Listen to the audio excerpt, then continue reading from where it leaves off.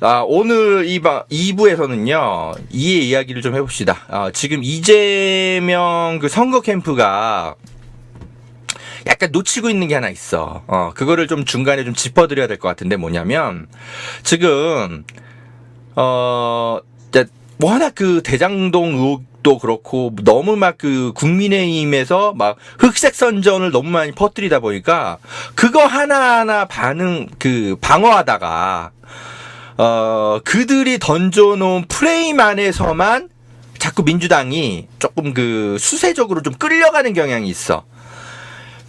이재명 후보는 아마 팩트에 너무나 자신이 있기 때문에 정면 돌파하면 돼. 아마 이렇게 생각하고 그들의 주장의 해명 또는 논쟁 뭐 이런 방식으로 정면 돌파를 선택하셨던 것 같아. 잘한 거죠. 예, 이건 잘한 거예요. 국정감사도 잘 받은 거예요. 어떤 사람들은 뭐 굳이 그런 흑색 선전에 휘말릴 필요 있냐? 국정감사 하지 마. 경기도지사 빨리 사퇴하면 되는 거 아니야? 이렇게 생각하셨던 분들 계실 텐데 아니에요. 오히려 이재명 후보의 장점을 드러낼 수 있는 좋은 선택이었어요. 저는 국정감사를 만약에 회피했다면 그럼 어차피 이재명을 싫어하는 사람들은 이래도 욕하고 저래도 욕해. 그러니까 어차피 경기도지사로서 얼마나 똑부러지게 일 잘했는지 그냥 진실 타파하면 되는 거야. 그래서 나는 국정감사 잘했다고 생각해요. 그런데도 불구하고 이제 민주당이 뭐에 집중해야 되느냐? 그 얘기를 좀 드리고 싶어요. 그러니까 아까 프레임이란 얘기 했잖아요, 제가. 지금 국민의힘이 그런 걸 되게 잘해. 프레임 주도를 되게 잘한다고. 민주당을 뭐 진실 여부는 상관없어. 팩트의 진실 여부는 상관없고 일단 막 던져 그냥. 그러면은 어쨌든 언론에서는 화들짝 놀라가지고 막 몰고 간다고. 그럼 또 민주당은 어쨌든 우린 팩트에 자신 있으니까 해명하면 되지. 이러면서 해명을 해. 근데 그러면 언론에서 어떻게 다루냐면 여야가 마치 이렇게 대립하고 있는 것처럼 어떤 한쪽이 분명히 허위 사실을 유포하고 흑색 선전을 유포하고 있는데 언론에서는 어떻게 되냐면 정치 공방 이렇게 보도를 한다고. 그러면은 결국 승자는 누가 되냐면 흑색 선전을 퍼뜨린 쪽이 프레임을 막 가지고 가게 돼. 그러니까 대장동 의혹과 관련해서 민주당이 잘 대응했어요. 잘 대응했고 어쨌든 국민의힘이 퍼뜨리는 그 흑색 선전을 방어는 해야 되니까 대처는 잘한 거예요. 어떻게 보면 국민의힘이 퍼뜨리는 이 프레임에 빨려 들어갈 수밖에 없는 국면이었어요. 그런데도 그런 불리한 국면에서 어느 정도 대처는 잘한 거예요. 그런데 제가 드리고 싶은 얘기는 뭐냐? 거기서 그치면 안 되는 거예요. 공격을 해야 돼. 공격. 어차피 대장동 이슈는요, 진실 여부가 중요하지 않아. 이미 중도층에게는 워낙 그 흑색 선전의 파괴력이 커가지고 대장동 사건 이재명과 아무 상관없는데 이재명에게 다 책임 있다고 생각해. 중도층은 그렇다고요. 우리 같은 깨어있는 시민들은 하나하나 팩트 체크하고 뭐 하나 갈라치기 해서 살펴보고 그러는데 이 생업에 바쁜 중도층들 있잖아요. 그런 사람들은 보수 유튜버도 그렇고 진보 유튜버도 그렇고 이런 거 하나하나 다 살펴보면서 이거 파악할 시간이 없어.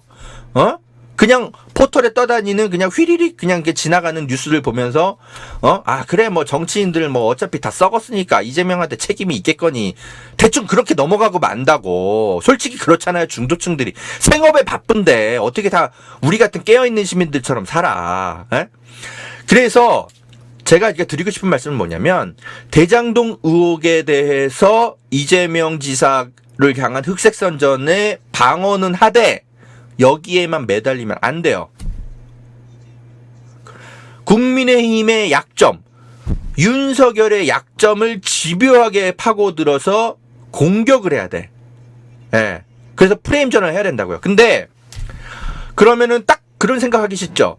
윤석열도 부정부패와 관련해서는 만만치가 않잖아. 그럼 윤석열의 부정부패를 계속 파헤쳐가지고 민주당이 퍼뜨려야 돼? 그렇게 생각할 수 있죠. 그렇게 공격해야 된다고 생각할 수 있죠. 맞아요. 그거 해야 됩니다. 윤석열은 정말 더러운 냄새가 너무 많이 나. 저한테도 제보가 몇 개 들어와서 열린공감TV랑 또 막 같이 취재하고 있는 것들도 있고, 그거는 계속 해야 돼. 예. 근데 이재명의 선거 캠프는 다른 걸 생각해야 돼요. 뭐냐면, 그거는 뭐랄까, 우리나라 국민들도 그렇고, 그러니까 세계적으로 다 마찬가지인 게 뭐냐면, 이 정치인들은 을의 부정부패와 연관되어 있다고 이미 한 단계, 그냥 아예 마음속에 그냥 어느 정도는 그냥 다들 그냥 각오를 하고 있어.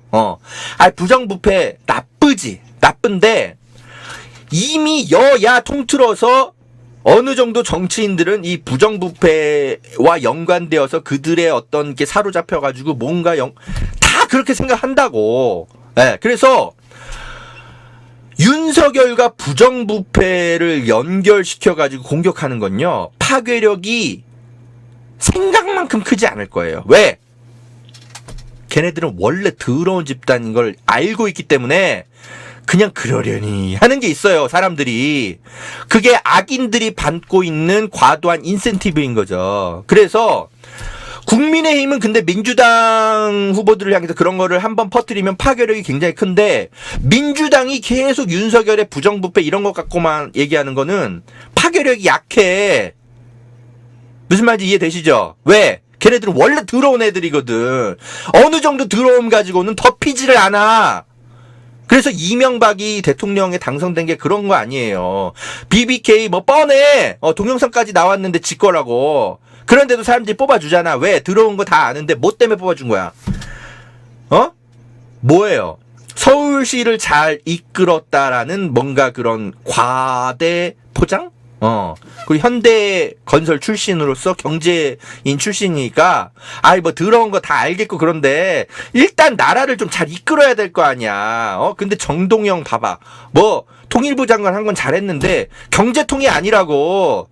일단 우리 국민들도 그렇고 전 세계 국민들, 나라들이 다 마찬가지야. 일단 잘 먹고 잘 살게 해줄 사람부터 뽑아요.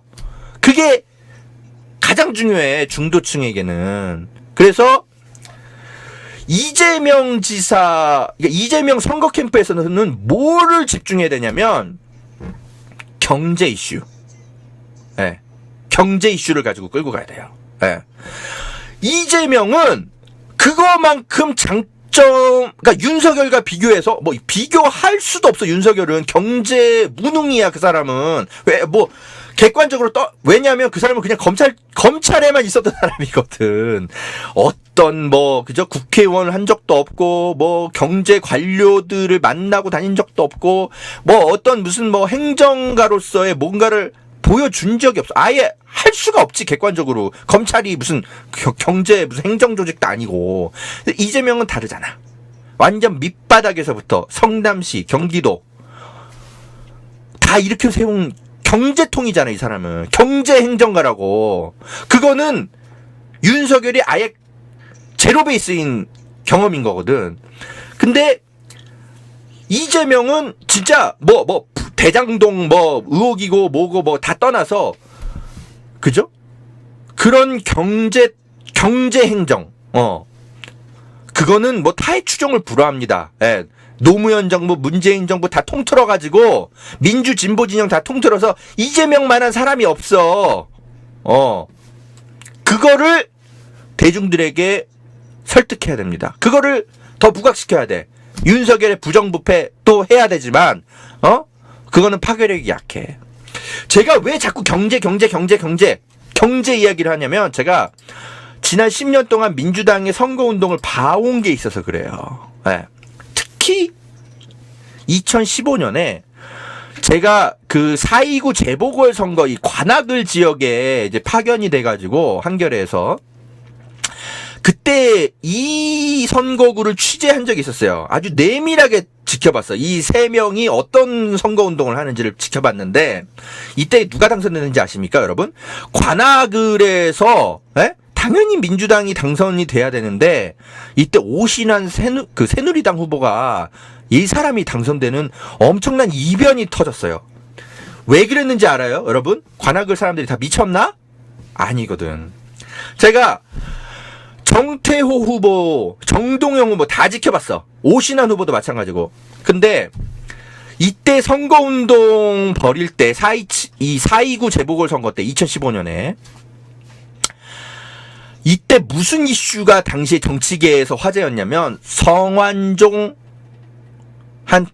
돈 받은 인간들 그 비타 500 박스에다가 해가지고 그래가지고 뭐 이완구부터 시작해가지고 홍준표 뭐 이런 인간들한테 돈 갖다 줬다. 그게 폭로가 돼가지고 난리가 났던 국면이에요. 그래가지고 정태호 후보가 계속 그 관악구를 돌아다니면서 계속 그 이야기를 하는 거야. 성완종 이슈 계속 이야기하면서 우리 관악구 주민들이 이 부정부패를 심판해야 됩니다. 정태호가 나서겠습니다. 막 계속 그런 얘기하고 돌아다니더라고. 근데 오신환 후보는 무슨 얘기를 했는지 알아요? 네, 당연히 그 이야기는 불리하니까 안 하지. 뭐 얘기했냐면 그러니까 그 로스쿨 생기고 막 이러고 이렇게 하면서 고시촌이 막 그 경기가 막 그죠? 다 뚝 떨어지고 그러면서 거기가 막 슬럼화되기 시작하고 그리고 관악구의 수건 사업이 지하철 끌어오는 거거든. 대중교통이 굉장히 적기 때문에 관악구가 지하철 노선이 굉장히 적어요. 강남구나 다른 도시에 비해서. 오신환은 계속 그 얘기만 했어. 예. 슬럼화된 신림동 고시촌 어떻게 살릴 것인지, 그리고 지하철 어떻게 끌어올 것인지 계속 그 얘기만 하고 다니더라고. 와, 내가 지켜보는데 얼마나 얄밉던지. 근데 막 사람들이 다 박수치는 거야. 관악구 주민들이. 왜? 일단 지역경제 발전이 우선이거든. 우리나라의 모르겠어요. 뭐 유권자들의 수준이라고 해야 될까? 민주주의 발전의 수준이라고 해야 될까? 이 국회의원 선거는 지역 발전을 위한 선거가 아니라 정책 위반 어떻게 할 것인지, 법률을 어떻게 만들 것인지 그런 거를 얘기하는 그죠? 예. 국회의원은 그거 하는 거 뽑는 거잖아. 근데 오신환은 그런 얘기는 절대 안 해. 그냥 관악구를 어떻게 발전시킬 것인가 막 그 얘기만 해. 얄미워 죽겠는데 제가 막 지켜보는데 야, 아니 뭐 넌 무슨 구청장 선거 나왔냐? 국회의원 나와가지고 왜 무슨 지역 이기주의만 막 선동하고 그러고 돌아다녀. 근데 정태호는 사람이 이제 좀 바른 사람인 거죠. 그러니까 관악구를 어떻게 발전시키겠다 이제 이런 얘기는 하는데 차마 그렇게 노골적으로 그런 얘기는 못 하는 거야. 그래서 막 성완종 이슈만 막 계속 얘기를 하는 거야. 당위에 호소하면서. 진짜 안타깝더라고, 제가 지켜보는데. 그래서, 야, 불안불안하다. 아무리 여기가 민주당 텃밭이어도 이래가지고는 안 그래도 정동영이랑 표가 분산될 것 같은데, 결국 아니나 다를까. 오신환이 당선됐어요. 그래가지고, 그 당시에 관악구의 민심이 다 이랬어. 그냥 일할 사람 뽑자. 우리 부정부패 척결 좋은데 왜 우리 관악구는 맨날 그런 사람들만 뽑아야 돼. 우리도 좀 관악구 주민들도 강남구 주민들처럼 좀 발전시키겠다고 얘기하는 사람 좀 뽑자. 이래가지고 결국 오신환이 그때 당선이 됐어요. 제가 이거를 이 선거구에서 좀 며칠 그죠? 돌아다니면서 오신환이 뭐 때문에 당선되는지를 제가 이제 눈으로 보니까 결국은 경제구나. 예. 그래서 국회의원 선거가 됐건 대통령 선거가 됐던 결국은 어떻게 지역을 발전시키고 나라를 부강하게 만들 것인가. 그 지도자에 대한 경제 지도자에 대한 어떤 욕구라고 해야 될까? 그죠? 열망이라는 표현이 좋겠다. 예. 대중들은 그게 가장 커. 예. 안타깝지만 그게 현실인 거예요. 선거에서는. 예, 여러분 무슨 말인지 아시겠어요? 예. 허재현이 경제 이런 얘기하니까 좀 낯설죠? 근데 선거 전략은 냉철해야 되는 거예요. 예. 그런데, 예? 민주당의 천운이 뭐냐면, 이재명은 경제행정 지도자로는 뭐 타의 추종을 불허하는 후보야. 이 장점을 잠깐 내려놨어. 예. 민주당에서 워낙 그 방어하느라고 국민의힘의 흑색선전을 방어하느라고. 근데 이재명 성남 이거 너무 유명한 거잖아요. 모라토리엄까지 선언해가지고 막 재정 파탄까지 갔던 그저 성남시가 어떻게 기사회생 해가지고 빚 다 갚고 복지할 거 다 하고 이거 하나로는 이재명을 따라올 행정가가 없어요. 예. 뭐 경기도지사 돼서도 마찬가지였죠. 이 그 추진력, 계곡정비, 그죠? 예. 어떤 경기도지사도 막 자기가 막 현장을 뛰어다니면서, 그리고 이 사람이 막 대놓고 밀어버린 것도 아니야. 업주들을 다 만나가지고 설득했어요. 내 그 동영상도 있던데, 민중의 소리에서 한번 잘 찍었더라고요. 한 20분 동안 아예 업주들을 만나가지고 계속 그냥 말빨로 다 설득시키더라고. 그래서 자진 철거하게 만들어. 그리고 성남시 모란시장 개 파는 사람들 있잖아. 그 시장도 다 없어졌어. 이재명 시장이 설득해서 다 없앤 거야. 막 강제로 포크레인으로 밀어버린 게 아니라. 이런 행정 추진력. 이거는 타의 추종을 불허하고 윤석열에게 아예 없는 거죠, 이거는. 예, 윤석열은 행정가 출신이 아니잖아. 예. 그러니까 윤석열은 그냥 객관적으로 봐도 멍청한 걸 떠나서 경력 자체가 그냥 검찰에 있었던 것밖에 없다고. 그러니까 조그만 구 단위의 어떤 행정, 그죠? 지도자도 한 적이 없는 사람이에요, 그 사람은. 100만 단위의 시는커녕, 근데 이재명, 민주당에게 천운이 뭐냐? 이재명에게는 그게 있잖아. 경제행정. 경제행정 지도자. 그리고 그걸 다, 웬만하면 거의 다 성공시켜버려. 대한민국 국민의 중도층에게는 경제 이슈만큼 중요한 게 없습니다. 예. 이건데, 우리나라뿐만이 아니야. 세계적으로 다 마찬가지예요. 그래서 제가, 자, 여러분. 이걸 보셔야 돼요. 제가 빌 클린턴, 누구나 다 아는 미국의 이제 전 대통령이죠. 1993년에 그때 이제 그 조지 부시 전 대통령, 그 이라크 전쟁 일으키고 막 그랬잖아요. 그 아버지 부시. 엄청나게 그때 1992년만 해도 그 이라크 전쟁 터졌을 때 아버지 부시 얘기하는 거예요. 그 사람 지지율이 막 60%, 70% 막 넘고 그랬어. 그랬는데 93년에 이제 선거를 치러야 되는데 민주당으로서는 패닉인 거지. 아버지 조지 부시 지지율이 너무 높아. 이걸 어떻게 돌파할 것인가. 그러니까 미국을 지켜야 되고 뭐 전쟁도 해야 되고 테러범도 축출하고 해야 되는데, 맞잖아. 그 조지 부시가 그런 면에서는 굉장히 강점이라고, 공화당이. 그래서 막 지지율이 60%, 70% 막 나고 그러는데, 뭐 내년에 선거 이거 도대체 어떻게 치러야 되냐. 완전 난리가 났다고. 그때 미국 민주당에서. 근데,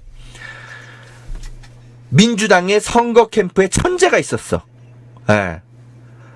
결국 중요한 건 경제야. 예. 뭐 전쟁을 해가지고 미국의 민주주의를 퍼뜨리고, 테러범 척결하는 거 다 좋은데, 가장 중요한 게 뭐죠? 여러분, 다시 한번 생각해 보세요. 결국은 경제 아닙니까?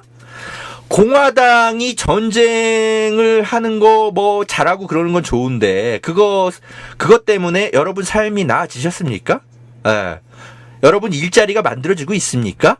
그 질문을 던지기 시작한 거예요. 그래가지고, 빌 클린턴 선거 캠프에서 어떤 방송 광고를 하기 시작하냐? It's the economy, stupid. 예. 굳이 해석 안 해드릴게요. 여러분 다 아시잖아요. 멍청아. 중요한 건 결국 경제야.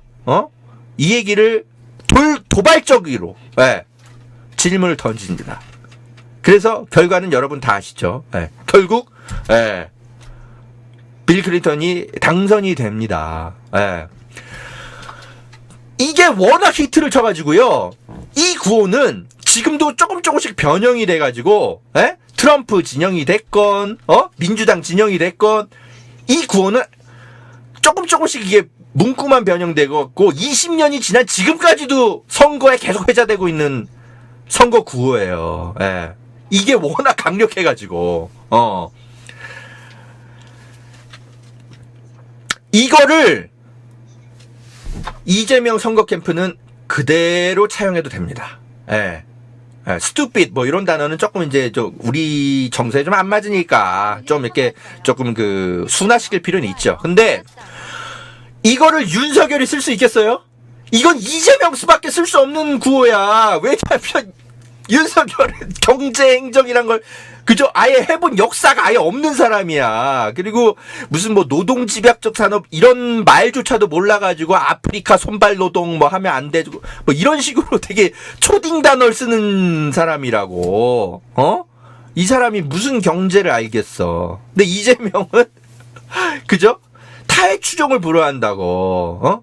어떻게 보면 이명박은 물론 나쁜 놈인데 이명박에게 기대했던 당시 중도층의 어떤 정서를 이어받을 그저 차세대 리더는 윤석열이 아니라 이재명일 수밖에 없는 거죠. 중도층의 시각에서 제가 설명드리는 거예요. 우리 깨어있는 시민들 말고 여러분, 네, 제 말 오해 좀 하지 마세요. 절대. 이 문구는 이재명밖에 쓸 수 없는 문구예요. 네, 그대로 가져오십시오. 대장동 의혹이 방어도 해야 되고 윤석열 부정부패 당연히 까발려야 되고 다 해야 돼. 그런데 파괴력이 약해. 네, 걔네들은 원래 더러운 애들이라.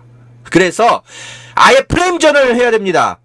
네, 결국은 프레임 선거예요. 민주당이 이 프레임으로 몰고 나가야 돼.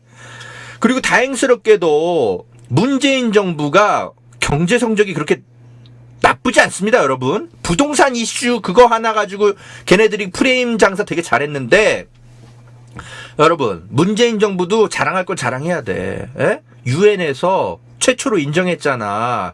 우리나라 선진국 들어갔어요, 결국. 그리고 경제 성장률도 코로나 국면에서 그죠? 우리나라만큼 높은 나라가 OECD 국가 중에 몇 없었어. 우리나라가 1, 2등 했잖아요. 그런 거 강조하라고. 그거 이어받을 수 있는 게 누구야? 윤석열이겠어? 당연히 이재명밖에 없는 거지. 그래서 문재인 정부야말로 It's the economy. 잘한 거죠. 그거를 5년 동안 더 끌고 갈 사람은 이재명밖에 없는 거죠. 그렇게 얘기를 해야 돼. 예. 윤석열 당선되면 뭐 하겠어? 그 사람 문재인 정부 심판하고 그냥 그거밖에 없잖아. 그럼 5년 동안 계속 그 문재인 정부가 어떤 과거 세력, 수구 세력 심판하고 역사 정상하고 그거 다 했는데 그 5년 뒤에 나머지 5년 동안 또 계속 그것만 할 거야? 이제 그만해도 돼. 그런 건. 이젠 뭐 해야 된다? It's the economy. 그렇게 이재명이 치고 나가야 됩니다. 무슨 말인지 아시겠어요? 예. 이거를 잠깐 이재명 선거 캠프가 좀 놓치고 있어. 지금까지 워낙 방어하느라고 힘들어서. 예? 예. 정치 제갈공명 같은 책략가가 필요합니다. 이 얘기 좀 전해주세요. 예. 그리고 하나 더 있어. 예. 미국 이제 민주당 선거 운동 때 이제 빌 클린턴 이제 선거 운동 본부에서 이코노미 스튜핏 요것만 갖고 있었던 게 아니에요. 뭐가 있었냐면 요런 것도 한번 생각해 볼 필요가 있어. 네? 네. Change versus more of the same. 이게 우리나라 말로 해석하면 바꿀 거냐 아니면 또 놔둘 거냐. 요런 선거 구호도 괜찮다고. 예, 요거는 버락 오바마가 선거 캠프에서 이걸 다시 쓴 적도 있었어요. 예, 예. 이거는 이제 어떻게 보면 이재명의 이것도 강점이죠. 예. 언론 개혁, 언론 개혁, 그리고 부동산 개혁, 부동산 민간인들 민간 개발업자들이 과도한 수익을 못 갖고 가게 수익 총량제 이런 거 법안으로 도입하겠다고 하고 있잖아요. 예. 그런 것들 바꿀 거냐 또 놔둘 거냐 이런 구호도 한번 그대로 그냥 가져와도 돼. 예. 뭐 어때? 얘네들 미국에서 써먹었다고 우리도 못 쓰나? 그리고 이런 거 Don't forget healthcare. 예. 의료복지 까먹지 말자. 이런 거. 이런 것도 약간 단어를 바꿔갖고 우리가 까먹지 말아야 될 거 뭐가 있을까? 뭐가 있을까? 그런 거 있잖아. 일본의 경제 보복 까먹지 말자. 이런 거. 예. 우리 요새 좀 노노재팬 조금 이제 그죠? 예, 얘네들의 경제 보복 아직도 끝나지도 않았는데 이 반도체 우리 산업 죽이려고 얘네들이 아베 정권에서 그 난리를 쳤는데 그거 아직도 안 끝났어요, 여러분. 예. 근데 벌써부터 윤석열은 일본을 막 용서할 것처럼 막 그런 얘기만 하잖아. 막 후쿠시마 무슨 뭐 원전수 안전하다는 둥, 우리나라 외교부가, 일본의 외교부랑 소통이 없다는 둥, 뭐 그딴 얘기는 하고 있고. 우리 국민들이 가장 분노하는 거에 뭐예요?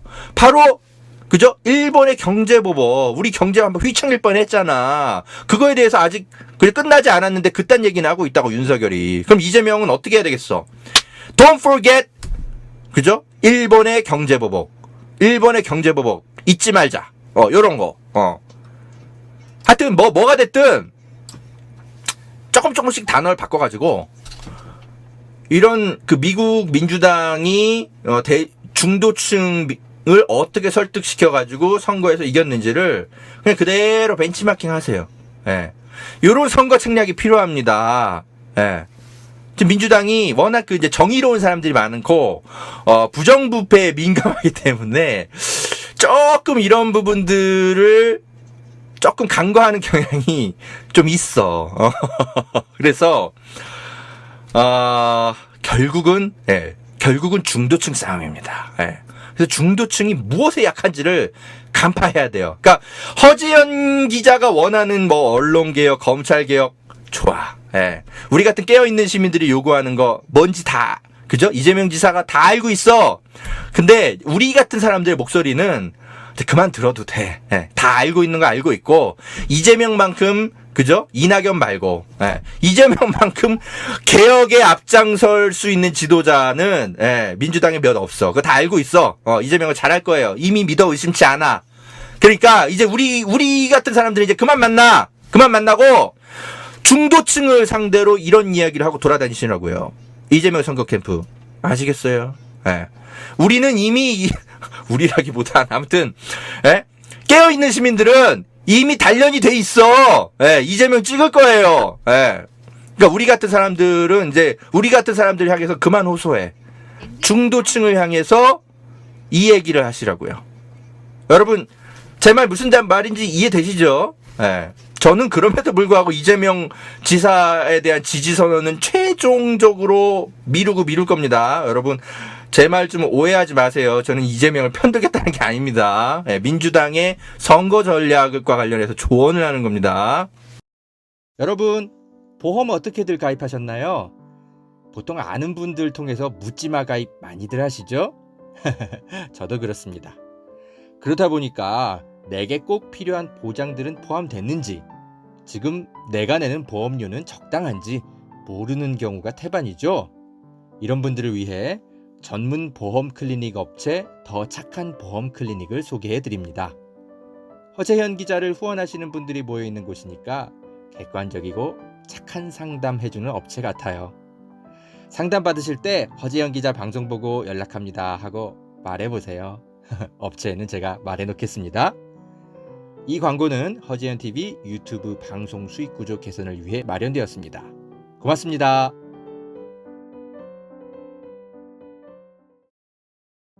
여러분, 산삼도 이제 저렴하게 드실 수 있는 시대라는 것 아셨나요? 산양산삼 한번 드셔보세요. 야생의 산에 산삼의 씨를 뿌려서 키워낸 삼이라 자연에서 나온 산삼과 효능이 똑같다고 하네요. 7년근 산삼을 산에서 직접 캐어 원액으로 만든 산삼 2박스를 허지연TV 구독자들에게만 36만원에 판매한다고 합니다. 한 박스 아니고 2달치 먹을 산삼이 2박스에 36만원인 겁니다. 물론 36만원 적은 비용은 아니지만 여러분, 홍삼이 아니고 산삼입니다. 홍삼과는 또 다른 차원의 면역력 강화를 느끼실 수 있을 겁니다. 구매하실 수 있는 링크는 유튜브 댓글란 상단에 올려둘게요.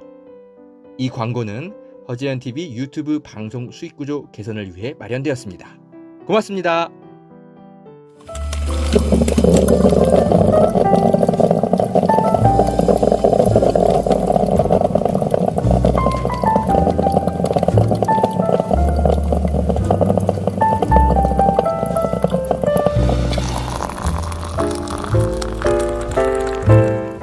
드리고 싶은 조언. 민주당의 이해찬 등판론. 요런 이제 그 언론에서 막 군부를 떼더라고요. 김종인이 이제 국민의힘에 이제 윤석열 선거 캠프를 막 이끌겠다는 얘기가 나오니까 그러면 우리는 이해찬으로 하자. 뭐 이런 얘기를 하는 것 같아.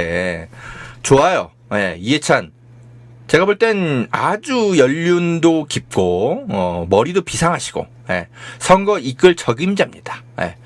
근데 상상력이 여기에만 그쳐선 안 됩니다. 뭔 소리냐? 이해찬은 존경받는 사람이지 대중들이 깜짝 놀랄 사람이 아니에요. 무슨 말인지 아세요? 결국 선거는 주목도 싸움입니다. 이해찬은 우리가 존경하는 사람이지 중도층이 봤을 때, 특히 젊은 층이 봤을 때는 저분이 누구지? 이런다고. 안타깝지만 20대, 30대 잘 몰라. 이해찬 대표가 얼마나 훌륭한 사람인지 잘 몰라요. 그래서 별로 깜짝 놀라지 않아. 그래서 김종인도 그렇고 이해찬도 그렇고 그냥 막 검색해봐야 아는 사람들이에요. 20, 30대가 그래요. 우리는 물론 이해찬 대표를 존경하고 참 좋아하고 그죠? 훌륭한 리더라고 생각하지만 근데 중요한 건 20, 30대 중도층이거든. 그래서 상상력이 여기서 그쳐선 안 된다라는 거예요. 이해찬 플러스 뭐가 있어야 돼? 깜짝 놀랄 만한 인재 영입. 무슨 말인지 아시겠어요? 유시민 씨도 좋아요. 우리 제대로 삽시다님 말씀처럼 유시민도 좋아요. 그런데 유시민도 안타깝지만 40대 이상에서나 소구력이 있어요. 이제 시대가 이미 그래. 여러분 인정할 거 인정해야 돼요. 그래서 20, 30대 중도층, 청년 중도층의 마음을 얻기 위해서는 그 이상의 상상력이 필요합니다. 그거는 그 민주당 대선 캠프의 과제인 거죠. 제가 뭐 누구라고 말을 뭐 해드릴 수는 없어. 근데 예를 들면 이런 이미지를 가진 사람들이라고 제가 예를 들어드릴 수 있어요. 이건 이미지를 얘기하는 거예요. 그 사람이 아니라 누구냐? 이런 사람들. 이런 이미지.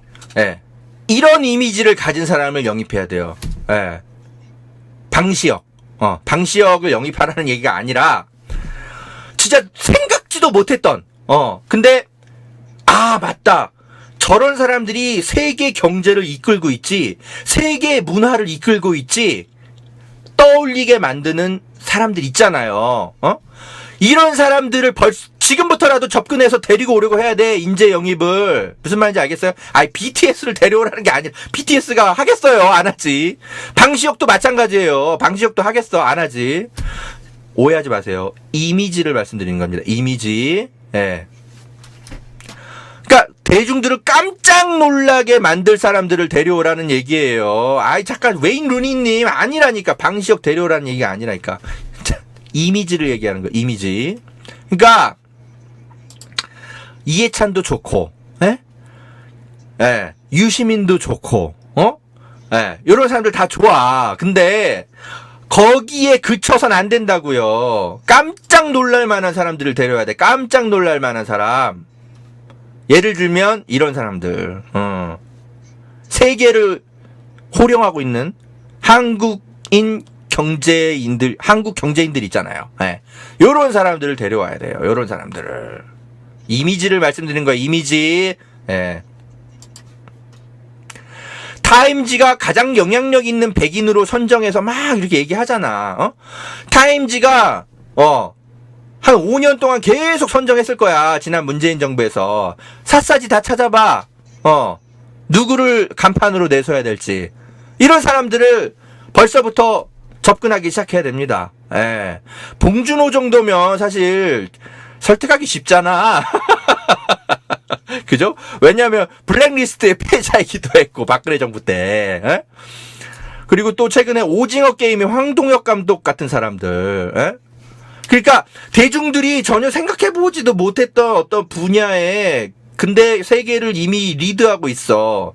그런 사람들을 데려오라고요. 이미지를 얘기하는 거예요, 여러분. 이런 사람들을 꼭 데려오라고 얘기하는 게 아니라. 그 과제는 알아서 하세요.